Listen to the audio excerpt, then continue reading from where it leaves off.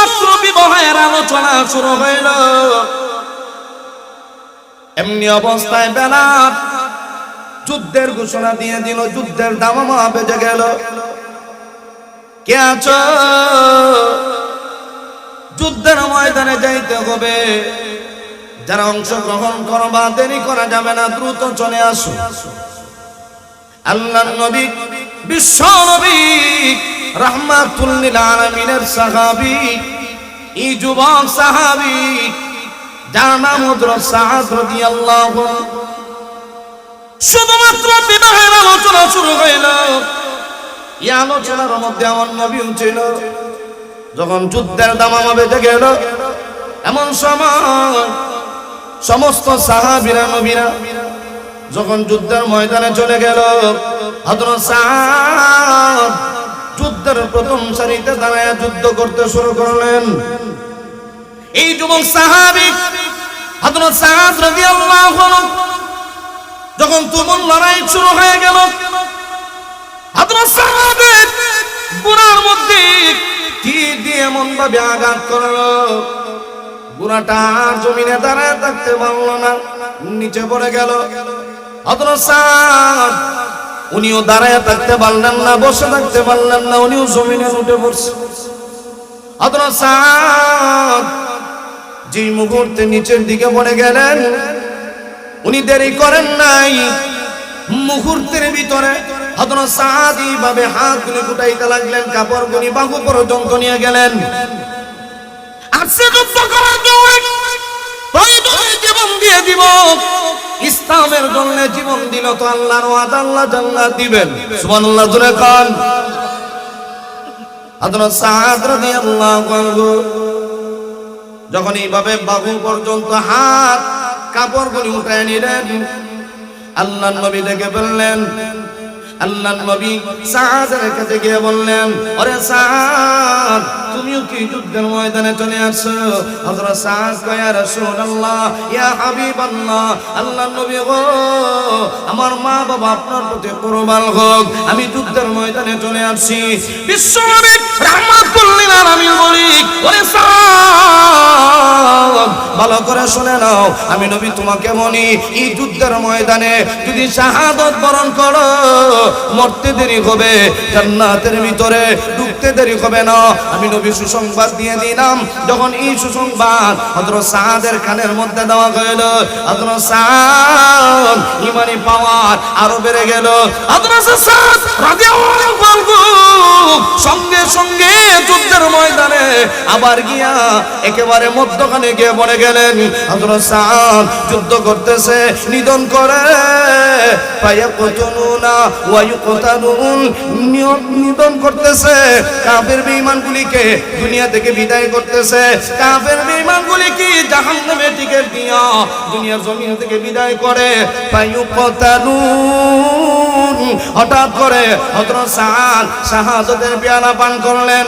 নবীর কাছে সংবাদ এসে গেল, ইয়া রাসূলুল্লাহ, আপনার সাহাবী সাআদ তো দুনিয়ার জমিন থেকে বিদায়। আপনার সাহাবী শাহাদাত বরণ করেছে। বিশ্ব নবীজি হযরত সাআদকে সাহাবীর মাধ্যমে আনালেন, সাহাবীর লাশটা নিয়ে আসুন। আমার নবী হযরত সাআদের লাশটাকে নিয়ে আসার পরে নবী হযরত সাআদের লাশটা নবীর উরুর মধ্যে রাখলেন। নবী সাআদের চেহারার দিকে তাকাইয়া এমন ভাবে কান্না শুরু করে দিলেন, নবীর দুইটা চোখ থেকে এমন ভাবে ঝড় ধরে পানি পড়া শুরু হয়ে গেল। আমার সাহাবী হযরত সাআদ যুবক মানুষ, শুধুমাত্র বিবাহের আলোচনা শুরু হইল, আমার সাহাবী শাহাদাতের পেয়ালা পান করলো।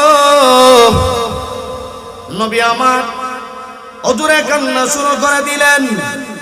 নবীর চোখের পানি হযরত সাআদের রক্তমাখা চেহারা নবীর চোখের পানির মাধ্যমে যেন ধুয়ে যাইতেছে। ভালো মাখা চেহারা নবীর চোখের পানি দ্বারা যেন ধুয়ে মুছে যাইতেছে। হঠাৎ করে আপনার আমার নবী একটা মুচকি হাসি দিলেন। আবার দেখা যায় কিছু সময় পরে নবী আমার চেহারা ঘুরায় নিলেন। এখানে হযরত আবু লুবাবা রাদিয়াল্লাহু আনহু নামে এক সাহাবী জিনিসটা ফলো করছেন। নবী আমার প্রথমে সাহাদের চেহারা দেখে এত কান্না করলেন, আবার দেখা যায় একটা মুচকি হাসি দিলেন, আবার চেহারাটা ঘুরায় নিলেন। অবশ্যই কোনো না কোনো রহস্য। আল্লাহর যে ওয়াদা, আল্লাহর ওয়াদা কখনো খেলাফ হতে পারে না। মানুষ ওয়াদা করে খেলাফ ভঙ্গ করতে পারে, কিন্তু আল্লাহর ওয়াদা কখনো খেলাফ হয় না। এরপরে আল্লাহ বলেন ওয়ামান আউফা বিআহদিহি মিনাল্লাহ। এই পৃথিবীর মানুষ আল্লাহর চাইতে অধিক ওয়াদা পালনকারী আর কে আছে? ওয়ামান আসদাকু মিনাল্লাহি হাদিসা। আল্লাহ অন্য আয়াতে বলেন ওয়ামান আসদাকু মিনাল্লাহি হাদিসা। আল্লাহর চাইতে অধিক সত্যবাদী আর কে আছে? আল্লাহর চাইতে সত্যবাদী তো আর কেউ নাই। যতই ওয়াদা করো আর প্রাথমিক কিছু সত্য কথা হোক, বিপদ বললে মিথ্যা কথা। আল্লাহর চাইতে অধিক সত্যবাদী আর কেউ নাই। তাহলে আল্লাহ মুমিনের কাছ থেকে জান এবং মাল কিনে নিয়েছেন, বিনিময় কি দিয়েছেন? জান্নাত। এই জান্নাতের আশা সাহাবীরা নিজের জীবন দিয়েছেন, রক্ত ঝরাইছেন, নিজের সম্পদ, জীবনের যা কামাইকৃত সম্পদ ছিল আল্লাহর রাস্তায় দিয়ে দিয়েছেন। বিনিময় জান্নাত পাইবা, এই জন্য আল্লাহ রাস্তায় সাহাবীরা সব দিয়ে দিয়েছে, জান্নাত দিবেন আল্লাহ। আল্লাহর ওয়াদা কখনো খেলাফ হতে পারে না। কেমন ভাবে আল্লাহর ওয়াদা সত্য? নবী হাদিসের মাধ্যমে জানায় গেছেন, সাহাবীদের সামনে প্রকাশ্য নবী ঘোষণা দিয়েছেন, আমার অমুক সাহাবী এই মুহূর্তে জান্নাতের ভিতরে বিচরণ করতেছে। আল্লাহর হাবিব বিশ্ব নবী রাহমাতুল লিল আলামিন মসজিদে নববীর মধ্যে বসা,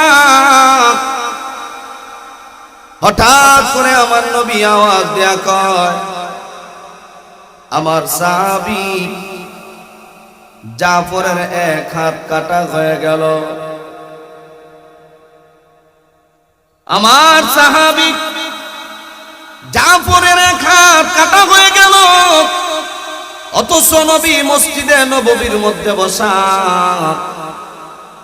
কিতাবে লেখা হয় আমার নবীর চোখের সামন থেকে পর্দা উঠায় নেওয়া হইল।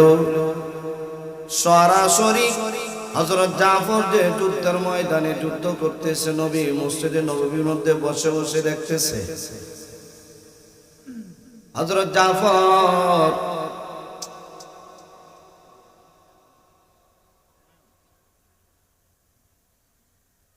একটু বাড়াও, উতা দাও।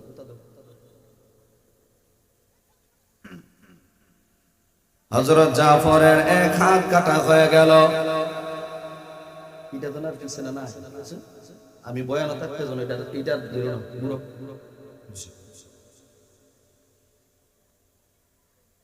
নবীজি মসজিদে নববীর মধ্যে বসা, নবীর চোখের সামনে থেকে পর্দা উঠা নেওয়া হইল। হযরত জাফর যে যুদ্ধের ময়দানে যুদ্ধ করতেছে, নবী আমার তাকায়া তাকায়া দেখে। নবী একবার আওয়াজ দিয়া কয়, আমার জাফরের এক হাত কাটা হয়ে গেল। কিছু সময় পরে নবী আবার ডাক দিয়া কয়, আমার সাহাবী জাফরের আরেকটা হাত কাটা হয়ে গেছে। নবীজি আবার আওয়াজ দিয়া কয়, আমার সাহাবী জাফরের জানটা চলে গেল, শাহাদাত বরণ করছে। আমার সাহাবী জাফর এই মুহূর্তে শাহাদাত বরণ করেছে। শুধু তা না, আমার সাহাবী জাফর জান্নাতের টিকিট প্রাপ্ত হয়ে এই মুহূর্তে জান্নাতের ভিতরে প্রবেশ করছে। বিনিময়ে কি বলে? জান্নাত। মরে যাও, যুদ্ধের ময়দানে গিয়ে নিজের জীবন বিলীন করে দাও, আল্লাহ কয় বিনিময়ে জান্নাত দিব। এই জান্নাতের আশায় সাহাবায়ে কেরাম নিজের জীবন পর্যন্ত বিলীন করে দিয়েছেন। আল্লাহর ওয়াদা তো কখনো মিথ্যা হতে পারে না। আমরা তো এখন মরতে বড় ভয় লাগে। সাহাবীরা তাদের জীবনটা কেমন ভাবে উৎসর্গ করে দিল, নিজের তাজা রক্ত কেমন ভাবে বিলীন করে দিল। কারণ সত্যিকার মুমিন যারা, সত্যিকার আল্লাহওয়ালা যারা, সত্যিকার বান্দা যারা, ওরা মৃত্যুকে ভয় পায় না, ওরা মৃত্যুকে হাদিয়া হিসাবে মেনে নেয়। মৃত্যু হলো মুমিনের জন্য হাদিয়া, তুহফাতুল মুমিনিল মাউত। মৃত্যু হলো মুমিনের হাদিয়া। ইমাম সাহেব, মুয়াজ্জিন সাহেবকে হাদিয়া দিলে যেমন ভাবে খুশি হয়, ঠিক একজন সত্যিকার মুমিন আল্লাহর রাস্তায় জীবন দেওয়ার জন্য তেমন খুশি হয়ে যায়।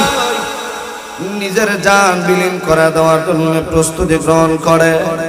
বলে দুনিয়াতে বেঁচে থেকে লাভ নাই, দুনিয়া থেকে বিদায় হতে দেরি হবে, আল্লাহর তৈরি জান্নাতের ভিতরে ঢুকতে দেরি হবে না।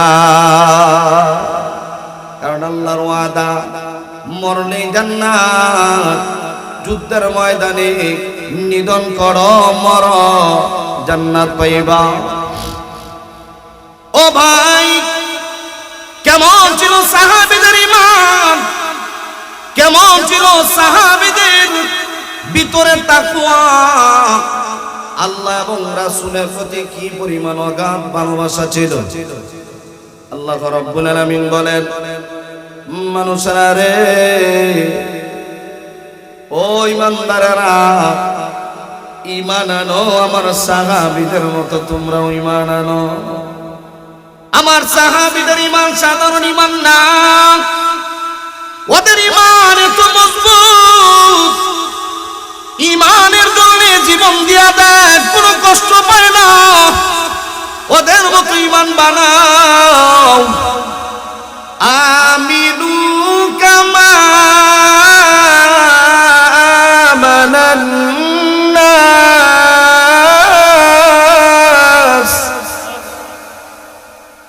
আল্লাহ কয় আমিনু কামা আমানান নাস।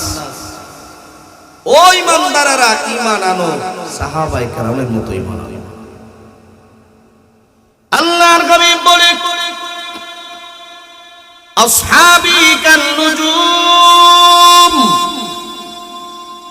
বিআইয়িহিম ইকতাদাইতুম ইহতাদাইতুম। আল্লাহর হাবিব বলেন, আমার সাহাবীরা আসমানের তারকার মধ্যে, বিআইয়িহিম ইকতাদাইতুম ইহতাদাইতুম। সাহাবীদের অনুসরণ অনুকরণ করলে হেদায়েত প্রাপ্ত হয়ে যাবে। নবী আমার সাহাবীদের আলোচনা সুন্দর করে তুলে ধরছেন। এ মায়ের উম্মতেরা, আমার সাহাবীদের মতো ঈমান বানাও, সাহাবীদের অনুসরণ করো, অনুকরণ করো, হেদায়েত প্রাপ্ত হয়ে যাইবা। এই জন্যই তো আল্লাহ সাহাবীদের প্রতি খুশি, সাহাবীরা আল্লাহর প্রতি খুশি। আল্লাহ রাব্বুল আলামিন বলেন, রাদিয়াল্লাহু আনহুম ওয়া রাদু আন, যালিকা লিমান খাশিয়া রাব্বা। আল্লাহ কোরআনে বলেন, আমি সাহাবীদের প্রতি সন্তুষ্ট, সাহাবীরা আমি আল্লাহর প্রতি সন্তুষ্ট। কেমন ছিল সাহাবীদের ঈমান, কেমন ছিল তাদের ঈমানি পাওয়া, কেমন ছিল তাদের আমল। শুধুমাত্র আল্লাহকে ভয় পাইত, দুনিয়ার কোন কিছুর সামনে সাহাবীরা মাথা নত করে নাই।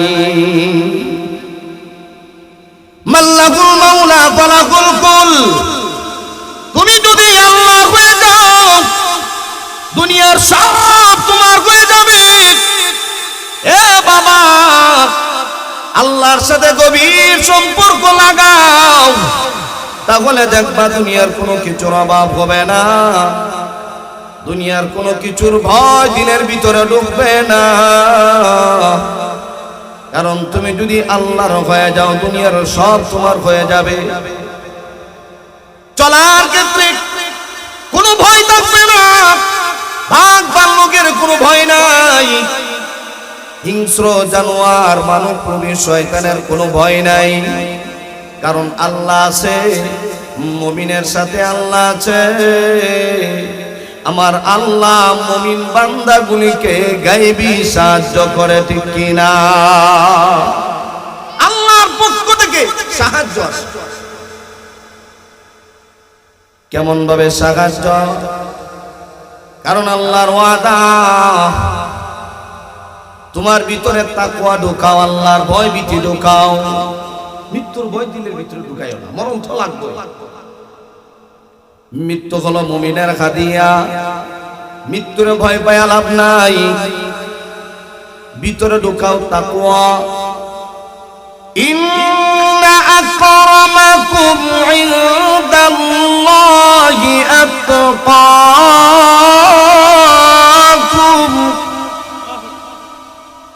যার ভিতরে যত বেশি তাকওয়া আছে আল্লাহ বলেন তার সম্মান তত বেশি আমি আল্লাহ বাড়াইয়া দেব। যার ভিতরে তাকওয়া বেশি আল্লাহ তার সম্মানও বাড়াইয়া দেবে বেশি। যার ভিতরে তাকওয়া নাই, আল্লাহর ভয় ভীতি নাই, সম্মানই আর কি কিছুই বুঝে না। নবীজি হাদিসের মধ্যে বলেন একদল মানুষ আছে ভালো বুঝে না মন্দ বুঝে না, যেটা বালা এটা বালা, যে এটা বুঝে না। হে কোন ধরনের মুসল্লি বা মানুষ আল্লাহ বালা নাই, ভালারে ভালো বুঝে না, মন্দরে মন্দ এটাও বুঝে না। তাহলে আমার ভাই, সাহাবীরা আল্লাহরে কি পরিমাণ ভয় করত, অথচ সাহাবীরা দুনিয়ার কোনো কিছুরে ভয় পায় না, বরঞ্চ সাহাবীদেরকে তারা ভয় পেত। সুবহানাল্লাহ। সাহাবীদেরকে অন্যান্য মাখলুকাতগুলি ভয় পাইত, তাদের কথার কি পাওয়া। মদিনার মধ্যে ভূমিকম্প শুরু হয়ে গেল। হযরত ওমর মদিনার জমিনে দাঁড়ায় আছে। এমন সময় জমিনের মধ্যে যখন ভূমিকম্প শুরু হয়ে গেল, হযরত ওমর হাতের মধ্যে লাঠি ছিল, লাঠি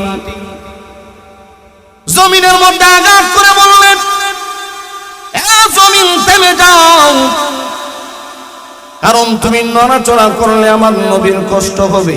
সুবহানাল্লাহ, জোরে কান। আরে জমিন, তুমি যদি নড়াচড়া করো আমার নবীর কষ্ট হবে, অতএব নড়াচড়া বন্ধ করে দাও। হযরত উমরের এই লাঠির আঘাতে দমক দিয়ে যখন বললেন, এই উমরের দমকে মদিনার মধ্যে যে ভূমিকম্প বন্ধ হয়েছিল, আজও পর্যন্ত মদিনার মধ্যে ভূমিকম্প হয় নাই। 10:30টার সময় দেখছেন আজকে ভূমিকম্পর হালতটা কি হয়েছে। এই আমাদের জীবনের প্রথম আজকে দেখলাম এত বিশাল একটা ভূমিকম্প হয়েছে, আর এই বয়সে কোনোদিন দেখি নাই। এত কঠিন ভাবে নড়াচড়া, তাও কয়েক মিনিট, সেকেন্ড না, কয়েক মিনিট। কততলা বিল্ডিং ভেঙে পড়লো, রাস্তা পর্যন্ত ফাটা ধরছে, রাস্তা শেষ, ফ্লাইওভারের রাস্তা শেষ। আল্লাহ বুঝায়া দেয়, নিমু খারামের দল, একটু সময় নাড়া দিলে সব পৃথিবী আমি আল্লাহ উলট পালট করে দিতে পারি, ক্ষমতা আমি আল্লাহর আছে। অতএব দুনিয়াতে যত জুলুম হবে তত গজব আসবে, যত জুলুম তত গজব। আমাদের অপরাধের কারণে আজকে গজবা আমরা এটা হাতের কামাই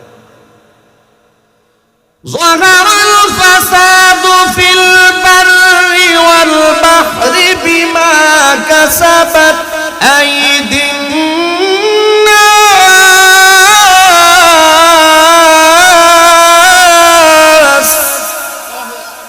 এই যে জলে এবং স্থলে ভূমিকম্প হয় জমিন নড়ে এটা কেন হয় বলে তোমরা নিজের হাতে কামাই করছো এই জন্য জমিন নড়াচড়া করে আমাদের গুনার কারণে জমিনের মধ্যে নড়াচড়া হয় বিভিন্ন ধরনের গজব আসে আল্লাহর পক্ষ থেকে আযাব আসে এটা আমাদের অপরাধের কারণে আমরা গুনাহ করে বিদায় এগুলি হয় এইজন্য আল্লাহ কয় সাবধান আগে নিজে পরিবর্তন হয়ে যাও দেখবা সব পরিবর্তন হয়ে যাবে আমি ভালো মহল্লাবাসীরাও ভালো ইমাম সাহেব যদি ধুন্দুর বন্ধুর থাকে তো এলাকাবাসী সবাই ধুন্দুর ইমাম সাহেব ভালো পুরা মহল্লা মানুষ ভালো সভাপতি ভালো ইমাম সাহেব ভালো ক্যাশিয়ার ভালো ইমাম সাহেব ভালো সেক্রেটারিও ভালো ইমাম সাহেব ভালো আর মাঝে মধ্যে যদি হেইতালে সেক্রেটারি আর ক্যাশিয়ার পরে বাড়ে মাস পার হয়ে জায়গা বেটার ফ্যামিলি চলে না বেতনও দেয় না ইতার দায়িত্ব থেকে আলাই দিবে ইনি দুনিয়া নিজের পেট ভরে ইমাম সাহেব ভালো কিছু খাইতো চায় এর বরদাস্ত হয় না নিজে খাওয়া ধান্দা নিজে পেট ভরে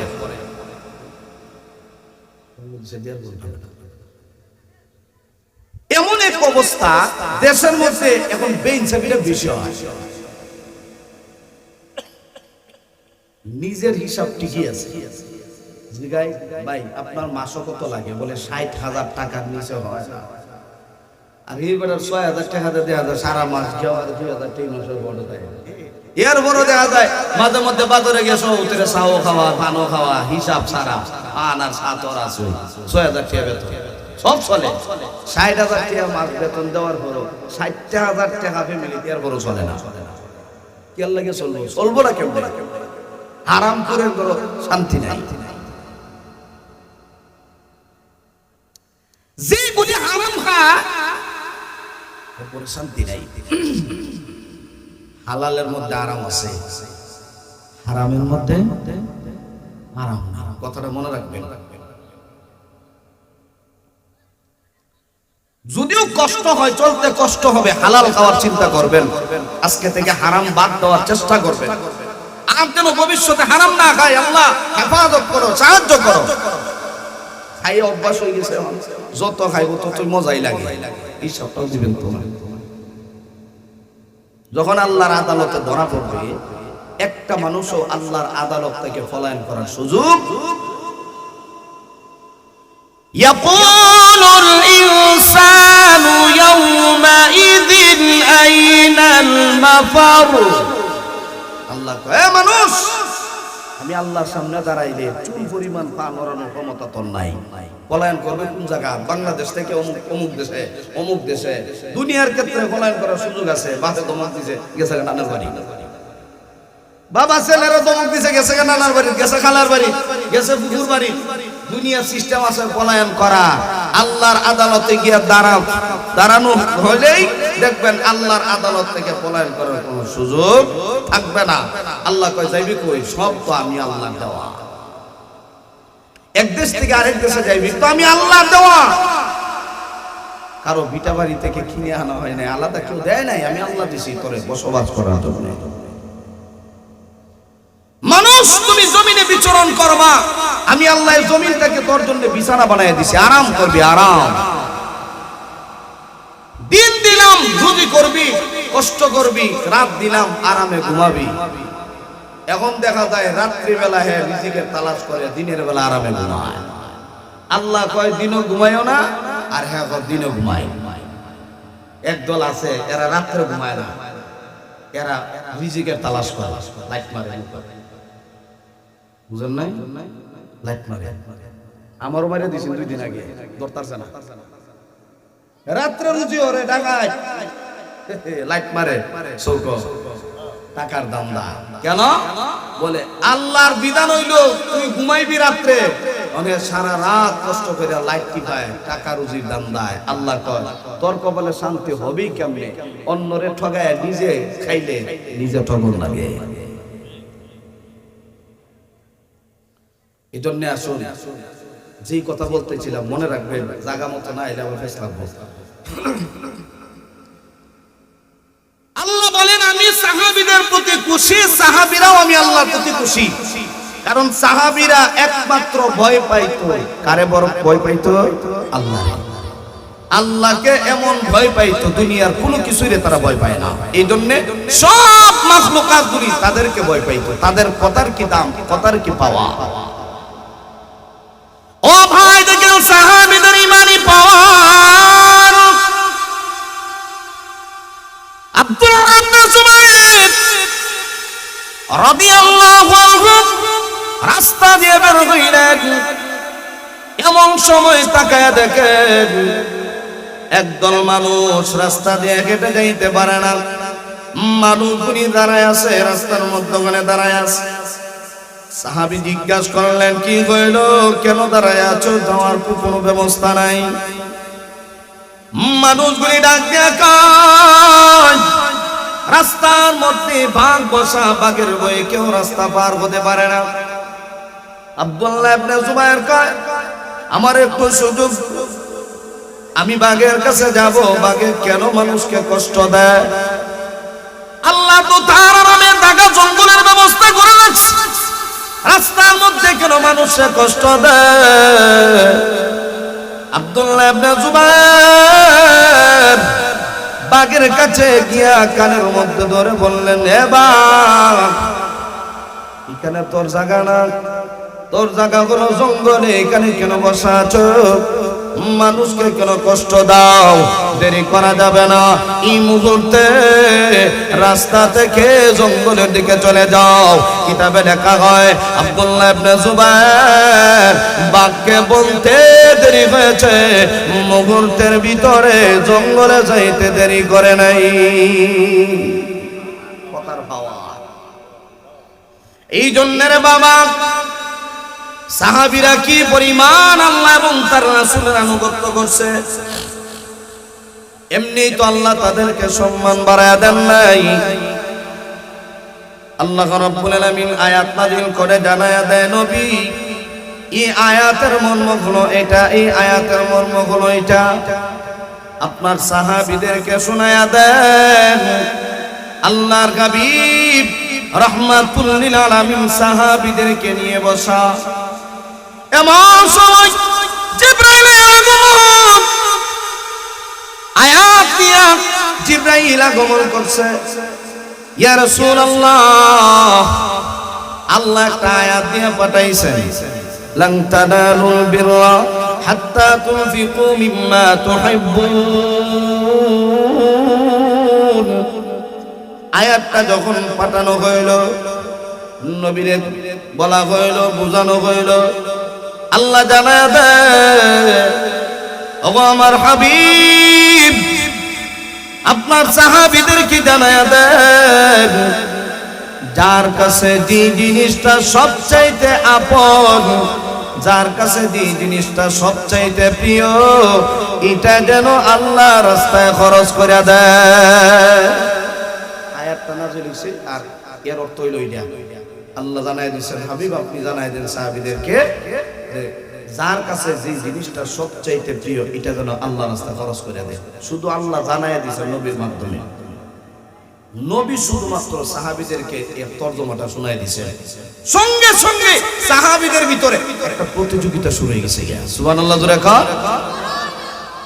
সাহাবীরা একজন ডাক দিয়ে আমার কাছে অমুক জিনিস সবচাইতে প্রিয়। একজন সাহাবী কয় ইয়া রাসূলুল্লাহ আমার কাছে চিনি বড় পছন্দনীয়, আমি চিনিরে বড় ভালোবাসি, আমি খাইতে বড় মজা লাগে। ইয়া রাসূলুল্লাহ আমি আল্লাহর রাস্তায় দান করতে চাই। নবী বললেন ঠিক আছে কিনে নাও, এরপরে আল্লাহর রাস্তায় দিয়ে দাও।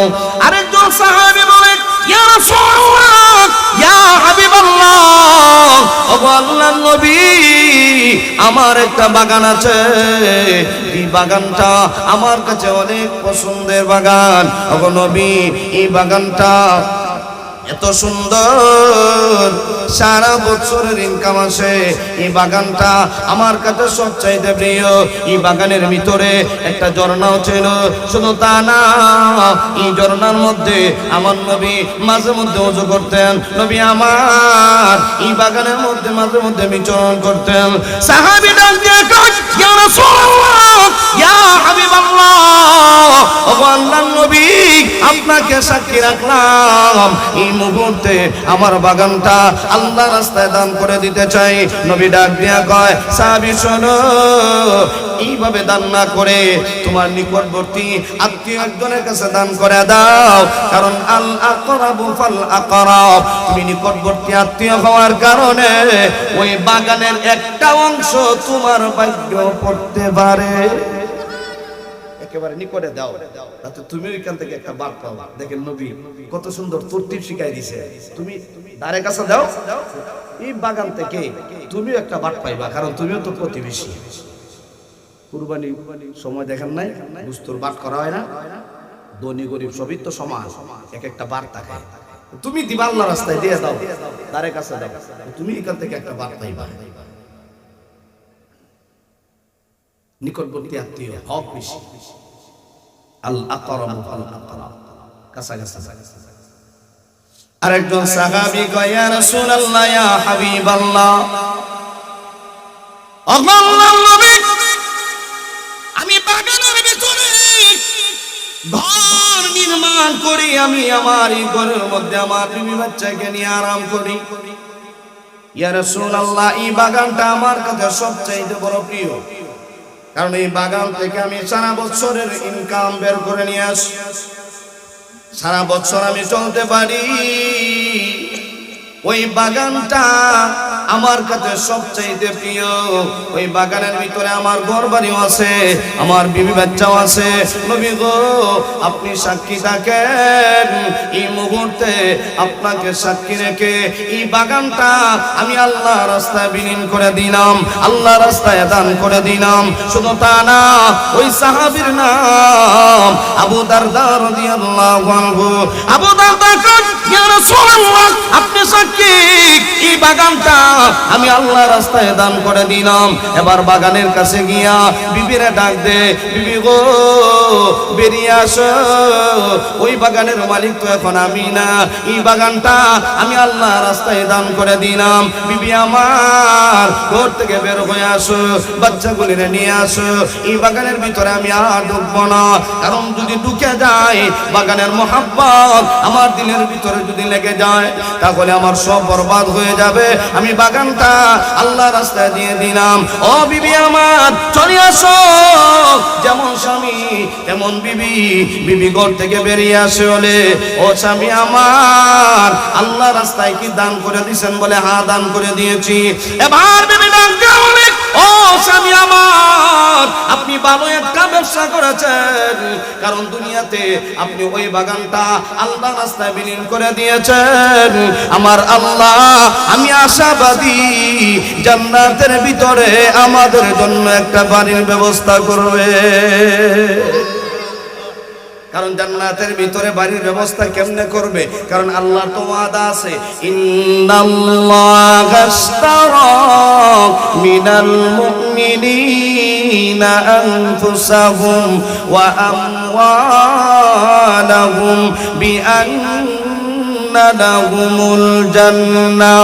আল্লাহ রাব্বুল আলামিন বলেন, ও মুমিন বান্দা, জান এবং মাল যদি আমি আল্লাহরে দিতে পারো, আমি আল্লাহর ওয়াদা তোমাদেরকে জান্নাত দিব। জান এবং মাল আল্লাহ রাস্তায় দিলে আল্লাহ জান্নাত দিবে। সাহাবীরা মাল দিয়ে জান্নাত অর্জন করছে, মাল দিয়ে জান দিয়ে জান্নাত অর্জন করে ফেলছে। অথচ দেখা যায় আমরা মালের কথা বললে জান তো করার কথা। যুদ্ধের ময়দানে যাওয়ার লাগবে, মরণ লাগবে, মরণ দেখা যায় গেলেই মরণ লাগবে, তাই তো না? বর্তমানে আমাদের যে ইমানি হালত, বর্তমানে কয়জন যে ভুলে হইতো না, যুদ্ধের ময়দানে নবীর বিরুদ্ধে কথা কয়, আল্লাহর বিরুদ্ধে কথা কয়, এরা এই মুহূর্তে হত্যা করা হইতো, মাইল লাগিয়েছে। কেডা যাইবা? মরলেই জান্নাত পাইবা। আমরা যে হালো তুই গে জান্নাত জানা আর কয়েকদিন বাচ্চা পরে জান্নাত ওহন গেলাম ঠিক না ঠিক জোরে কর মুখে মুখে না করে দেবো দেখতাম না তুই যা তোর জান্নাত দরকার তোর শখ লাগছে তুই কেমন এটা হইলো আমাদের ইমানে হাল অথচ দেখা যায় সাহাবায়ে কেরাম এই জান্নাতের আশা জান মাল আল্লাহর রাস্তায় দিয়ে দিয়েছে না আল্লাহর তো ওয়াদা আছে আল্লাহর ওয়াদা তো কখনো খেলাফ হয় না জীবন দিয়ে দিব সমস্যা কি আল্লাহ তোরই জান্নাত পাবে তাদের একটাই টার্গেট এই জন্য যুবক ভাইরা ভালো করে কথাগুলি বুঝবেন এ যুবক ভাই যুদ্ধের তামান্না দিলের ভিতরে ঢুকাও প্রয়োজনে এমন সময় আসতে পারে ইসলামের জন্য জীবন দেওয়া লাগবে কারণ বর্তমান যুগে এক ধরনের ফিতনা সমাজে চতুর্দিকে ছড়ায় পড়ছে কাদিয়ানি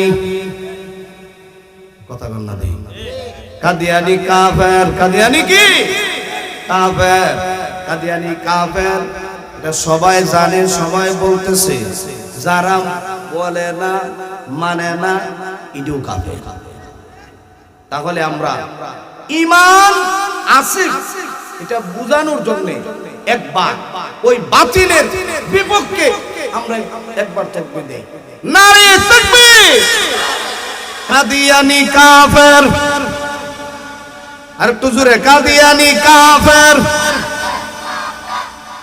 কাদিয়ানি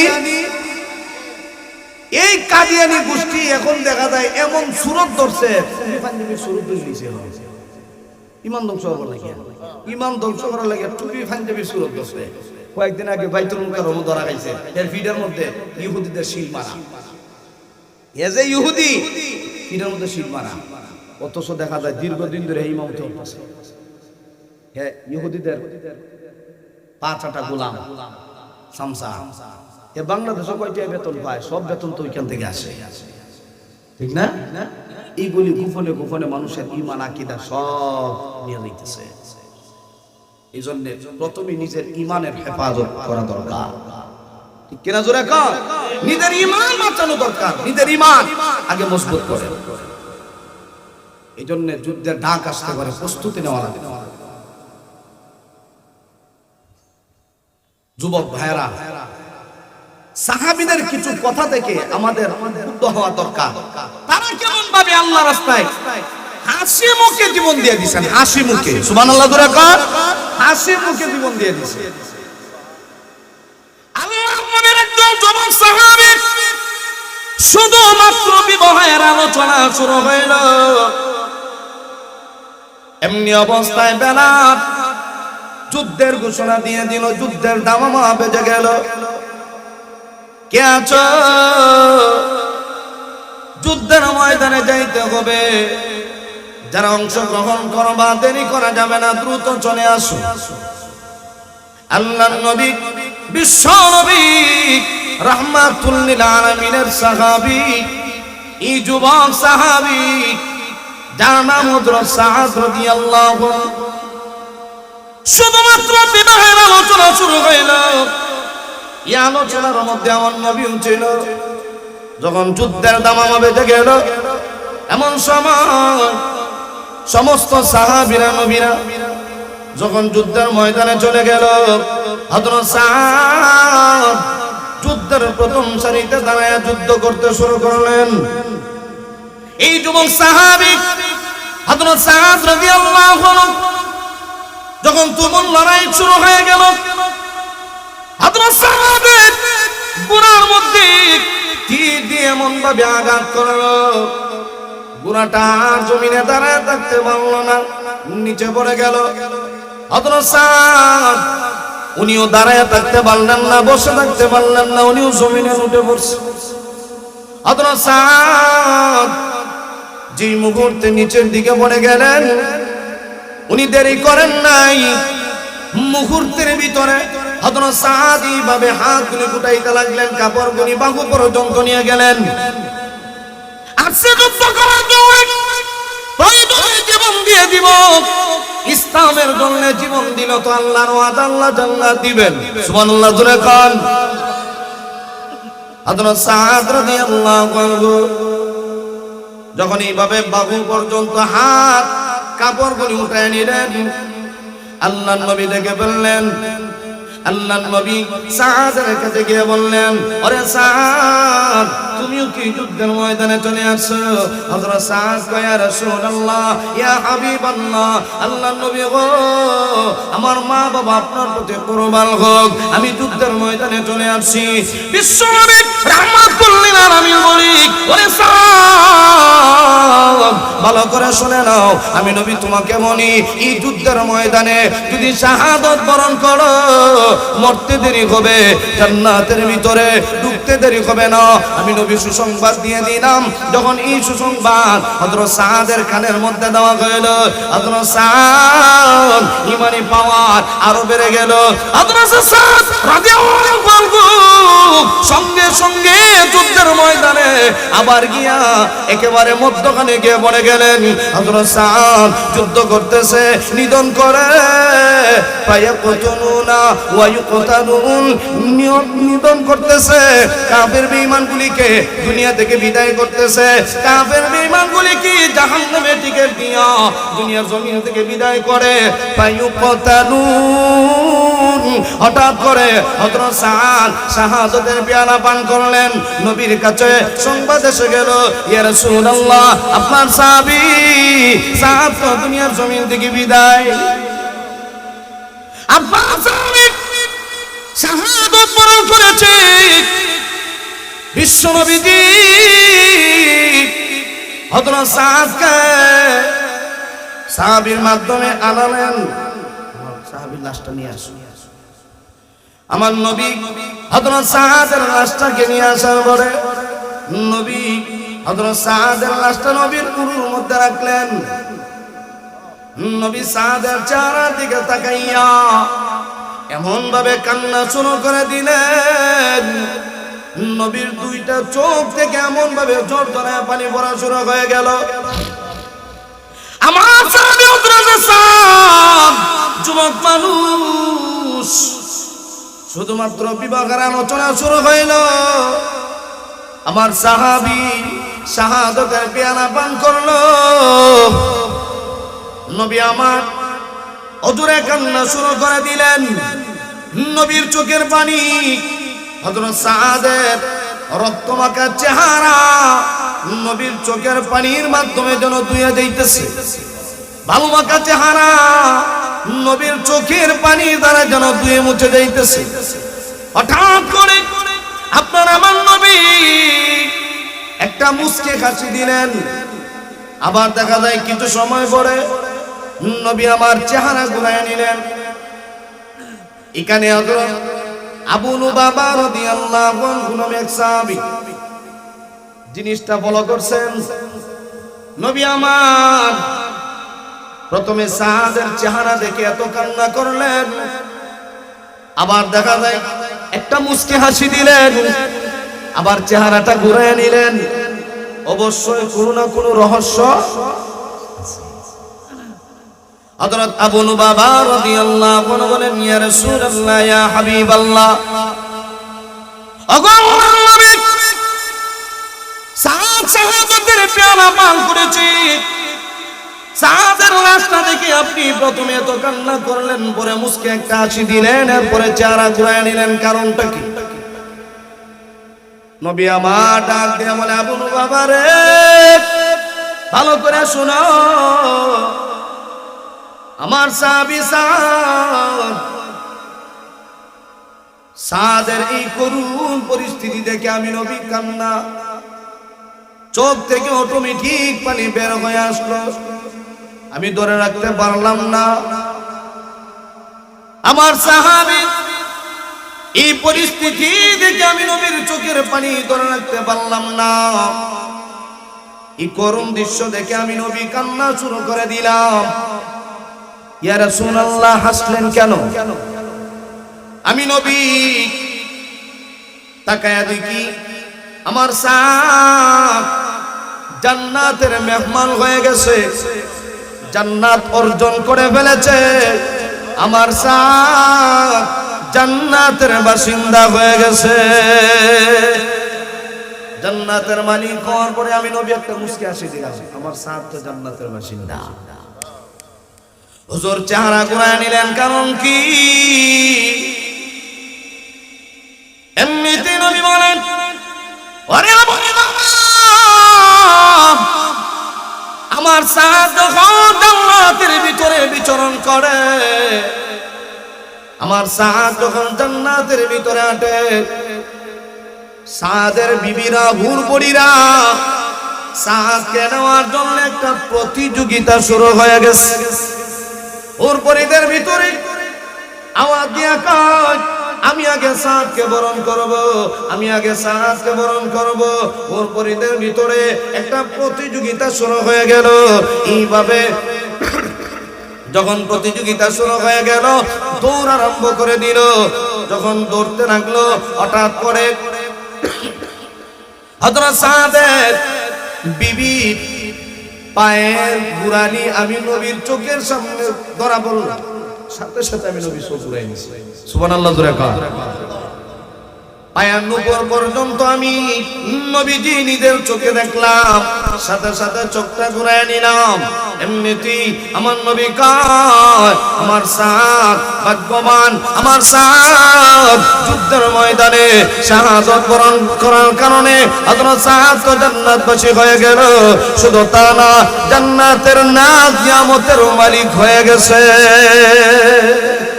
জান্নাতের ভিতরে কত নিয়ামত!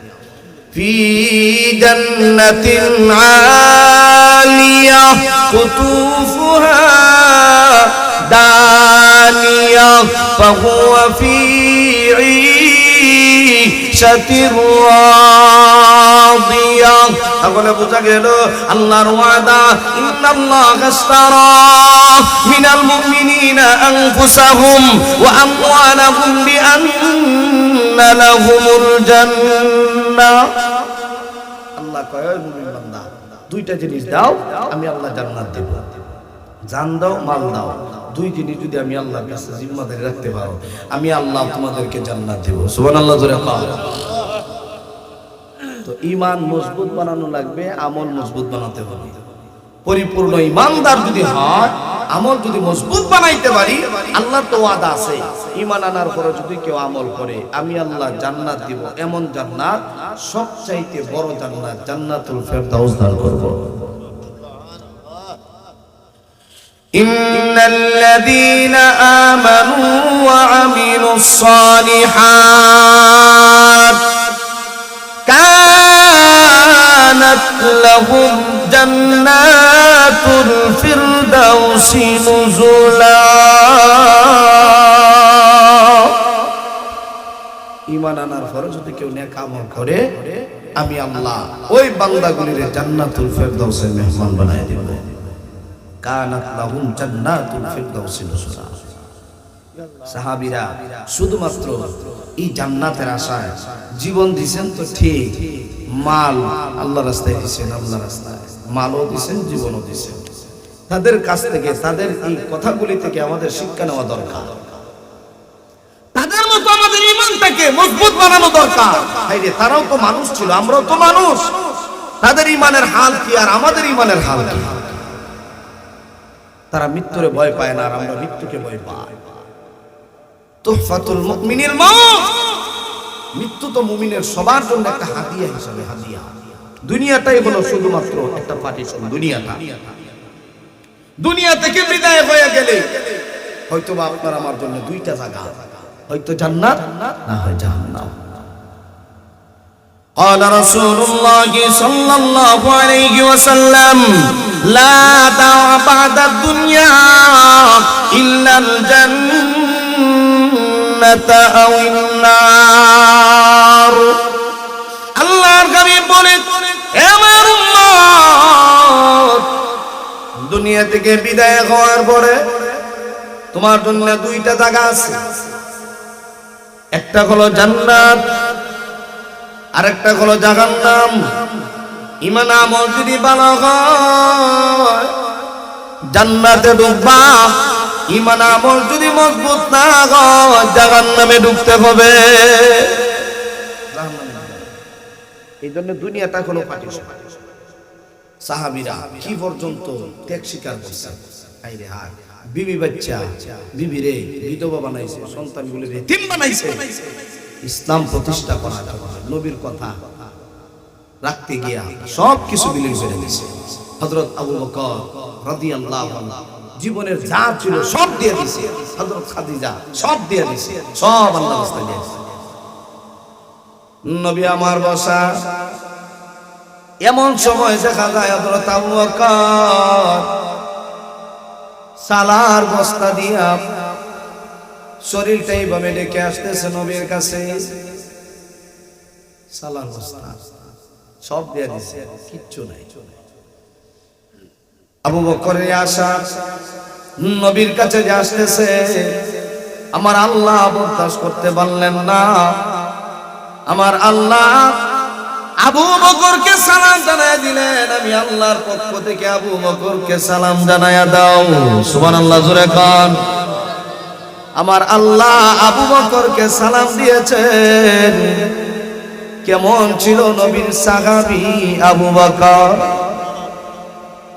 নবীরে জানায়া দেওয়া হইল, ইয়া রাসূলুল্লাহ, হযরত আবু বকর শরীরের মধ্যে সালার বস্তা দেওয়ার কারণে আসমানের যত ফেরেশতাগুলি আছে আমি আল্লাহ সমস্ত ফেরেশতাদেরকে সালার বস্তা পরিধান করাইছি। আবু বকরের সম্মান রাখতে গিয়া, দিতে গিয়া কি পরিমাণ সম্মান, কি পরিমাণ মর্যাদা। নবীজি বসা, এমন সময় আম্মা জান আয়েশা সিদ্দিকা রাদিয়াল্লাহু আনহা নবীকে যে তারকাগুলি দেখা যায়, এগুলি গোনা যায়। আচ্ছা, এই তারকা পরিমাণ আমল কার হতে পারে বলো তো দেখি সাহাবীরা? আয়েশা রাদিয়াল্লাহু আনহা উনি মনে করছে উনি আমার বাপের কথা কইল। বাপ কেডা? আবু বকর। আমার বাবার কথা মনে কইল। সাহাবীরা কই, হুজুর আল্লাহ এবং তার রাসূলই ভালো জানে, আমরা কিছু জানি না। ও এই আমলগুলি আমার উমরের আমলগুলি হবে। এই পরিমাণ আমল কার হবে? আয়েশা সিদ্দিকা রাদিয়াল্লাহু আনহা খারাপ হয়ে গেল, এই আমার বাবার কথা তো কইল না।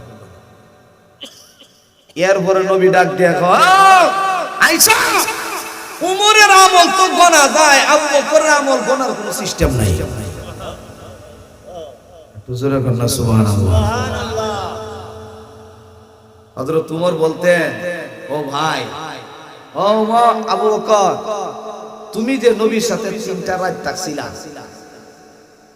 3টা রাত যে তুমি নবীর সাথে থাকছিলা, এই 3টা রাতের আমল আমি উমরে দিয়ে দাও, আর আমার জীবনের সব আমল তুমি নিয়ে নাও। এই 3 দিনের আমল। আল্লাহু আকবার। অথচ জান্নাতের টিকিট প্রাপ্ত সাহাবী হযরত আবু বকর, হযরত ওমর টিকিট প্রাপ্ত সাহাবী। আমার ভাই দেখেন, সাহাবীরা কি পর্যন্ত নবীকে তাজিম করছেন, সম্মান করছে। আমার নবীর কেউ গালি দিবে, সাহাবীরা বরদাস্ত করতে পারেন নাই। আমার নবীরে গালি দিবে এমন কোন বাহাদুর আছে আমাদের সামনে গালি দিয়ে চলে যাবে? সম্ভব না। একবার গালি দিছি না কি বুদ্ধি, আল্লাহ তো গরিব, আমরা তো দিয়েছে সব কোনা। আবু বকর মারছে, বিশাল হয়ে গেছে নবীর কাছে, হুজুর আপনার সাহাবী আমার এত জোরে মারলো, আমি এর সঠিক বিচার চাই। নবী তো মনে হচ্ছে উমর সার আর কেডা মারছে? আবু বকর। বিচার লয়ে গেছে। ঠিক আছে, তোমার পরিপূর্ণ বিচার হবে। যদি সত্যি তোমার অন্যায় ভাবে মেরে থাকে, বিচার দিছে 1 লাগা, পিডা খাইছে আর খাইছে। আল্লাহরে কি কইছে? গরিব। আর হে ধনী। এই কথা গিয়ে ফাল্লাই এখন আমি আল্লাহর প্রশংসা করতেছিলাম, আমার মারছে, গিয়া লাগাইছে মায়ের। উমরে মারছে বলে না, কে মারছে? আবু বকর। আবু বকর মারছে, ঠিক আছে আবু বকর। আসো, কেন মারলেন আপনি? বলে আমার আল্লাহ গালি দিছে। বলে সাক্ষী আছে নি? সাক্ষী তো নাই। সাক্ষী আছে? সাক্ষী নেই, কি করা যায়? হযরত আবু বকরের পক্ষে হয়ে স্বয়ং আল্লাহ আয়াত নাযিল কইরা আবু বকরের পক্ষে স্বয়ং আমার আল্লাহ সাক্ষী হয়ে গেছে। আল্লাহ নিজে আবু বকরের সাক্ষী। আবু বকর যে কাজটা করছে ভালো কাজ করছে, এ বেদী বেঈমান আল্লাহর ফকির হয়। তো আমরা যে ফকির, আমরা ফকির না ধনী? আমি কে? আমি তো না, দুনিয়া যায় না, আমার একজনের মাধ্যমে আইছি। আমি কেডা? আমি কিচ্ছুই না। কথা কন না দি? আমি যে আসলাম আর একজনের মাধ্যমে আসছি, আমি নিজে তো রাহি নাই। দুনিয়াতে আসি, নিয়ামত গুলি কার খায়? কথা কন না দি? এটাও তো আমার না। হায়াত দিলেন কে? আল্লাহ। এটাও তো আমার না। মারা দেওয়ার পরে গোসল দিব কে? নিজে নিজে গোসল কবরে দিব কে? গোসল দিব আরেকজন। কবরে দেওয়ার পরে কবরে শোয়াইব কে? আরেকজন।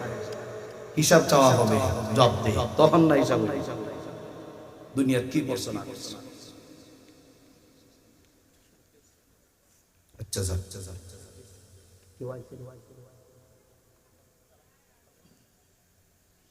তাহলে আমার ভাই দেখেন, সাহাবীরা কি পর্যন্ত আল্লাহরে ভয় করত। ও জগতের মানুষ, নবী যখন আমাকে একটা স্থান দিলেন, আমি আমার স্থানের মধ্যে দাঁড়ায় আছি। যুদ্ধ চলতেছে, আমি নবীর দিকে বারবার তাকাই, যেন আমার নবীকে কোনো বেঈমান কাফের অতর্কিতভাবে হামলা করতে না পারে। আমি আমার নবীকে ফলো করি, বারবার তাকাই। যতই আমার নবীর দিকে তাকায়, ততই যেন আমার ভালো লাগে। আবু উবাইদা ইবনুল জাররাহ কয়, যুদ্ধ চলতেছে, এমন সময় আমি তাকায় দেখি একটা বেঈমান তরবারি হাতের মধ্যে নিয়া আমার নবীরে মারার জন্য দৌড় দিয়া গাইল। আমি আমার স্থান ছেড়ে দিয়া দৌড়ায় আমার নবীর সামনে গিয়ে দাঁড়ায় গেলাম। এই বেঈমানটা আমার নবীকে মারতে পারে নাই। প্রথমবার আমি তারে ছেড়ে দিলাম, কোনো কিছু বলি নাই। আমি আমার স্থানের মধ্যে চলে গেলাম। যুদ্ধ চলতেছে, হঠাৎ করে আমি দ্বিতীয়বার আবার তাকায় দেখি ওই বেঈমান আমার নবীরে মারার জন্য আবার তরবারি নিয়ে দৌড়ায় আসছে। আবু উবাইদা ইবনুল জাররাহ, আমি আমার স্থান ছেড়ে দিলাম, আমি আমার নবীর সামনে গিয়ে এইভাবে দাঁড়ায় গেলাম।